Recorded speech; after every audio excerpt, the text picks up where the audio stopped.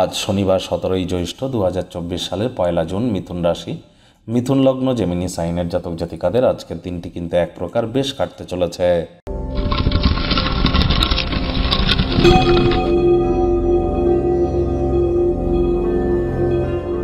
ভিডিওটির শুরুতেই আপনারা দেখতে পাচ্ছেন শনি মহারাজের গায়ত্রী মন্ত্র, ওম সূর্যপুত্রায় বিদ্মহে মৃত্যুরূপায় ধীমহি তন্ন সৌরি প্রচোদয়াৎ।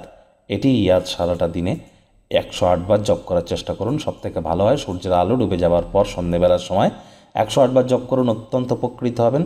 বর্তমান বছরটি কিন্তু শনিদেবের নিজস্ব বছর, কর্মফলদাতা, ন্যায়াধীশ এবং দণ্ডাধিকারীর বছর। শনি যদি জন্মছকে দুর্বল হয়ে থাকে তাহলে অবশ্যই আজ আপনারা বেগুন সরিষার তেল খাবেন না। শনিবার করে বেগুন সরিষার তেল, লবণ বা লোহা ক্রয় করবেন না। আর চেষ্টা করুন যতটা সম্ভব কালো বা নীল রঙের ড্রেস আজ পরা যায়।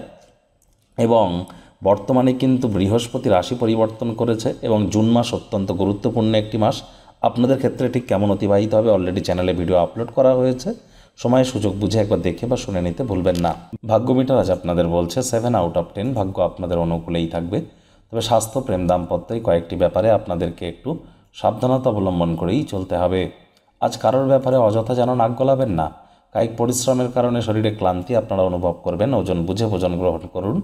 রাস্তাঘাটে সাবধানে গাড়ি ঘোড়া চালান। কোনো প্রকার নেতিবাচক অনুভূতির আশ্রয় নিলেই হতাশা কিন্তু আপনাদেরকে গ্রাস করতেই পারে।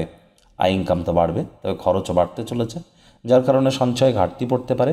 নতুন উদ্যোগ পরিকল্পনার পাশাপাশি নতুন নির্মাণ কার্যকে আজ পিছিয়ে দিন।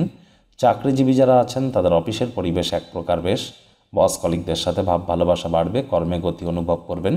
নিজের মেধা, দক্ষতা, ট্যালেন্টের দৌলতে প্রশংসার পাত্রপাত্রীও আজ আপনারা হতেই পারেন।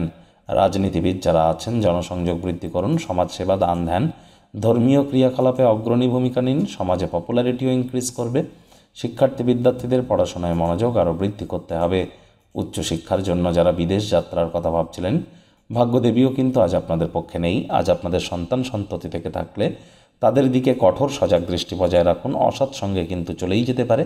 চোখে চোখ রেখে খুব ইজিলি মিথ্যে কথাও বলে দিতে পারে।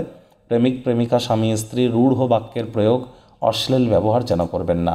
তৃতীয় কোনো ব্যক্তিকে সম্পর্কের মধ্যে যেন প্রবেশ করতে দেবেন না। সম্পর্কের দুর্বলতা কিন্তু আরও বেড়ে যেতে পারে।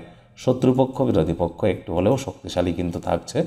পরিবার, পরিজন, নিকটে স্থানীয় ব্যক্তিবর্গ, বন্ধু স্বজন সকলের সাথেই ভাব ভালোবাসা বাড়বে। পরিবারের প্রতি সকল প্রকার দায়িত্ব সঠিক সময়ের মধ্যে সুনিপুণভাবে পালন করবার চেষ্টা করুন।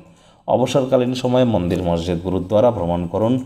আধ্যাত্মিক জগতে যাওয়ার চেষ্টা করুন। অভাবীদের কিছু দান ধ্যান করুন। দেখবেন দিনটি আপনার বেটার ওয়েতে কিন্তু আপনারা অতিবাহিত করতে পারবেন।